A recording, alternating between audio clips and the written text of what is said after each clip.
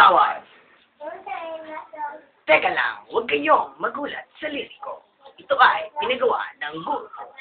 Odette Tambis ang pangalan. Nagtuturo ng arapan. May pinagawa siya sa amin na activity. Mga karapatan daw ng mamimili.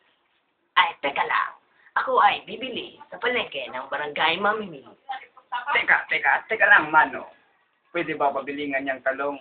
Pero lopit ka sa akin, merong ibubulong. Huwag mo ibulong sa kasama mo, baka magalikan ng mga labi niyo. Pwede ba, tawad? Dahil malayo pang aking nilakad. Pasensya na talaga kayo. Talagang walang-wala ako. Kung pagbibigyan niyo ako, abay, salamat sa inyo. Talagang isisigaw ko sa bayang ito. The best ang paninda niyo. Abay, kung hindi ninyo ako pagbibigyan, talagang isisigaw ko sa bayan. Huwag kayo dyan, sasabit ang inyong tiyan. Mahal pa naman ang yakot sa tindahan. Aba talaga, pagbigyan niyo ako, kung gano'n, salamat sa inyo.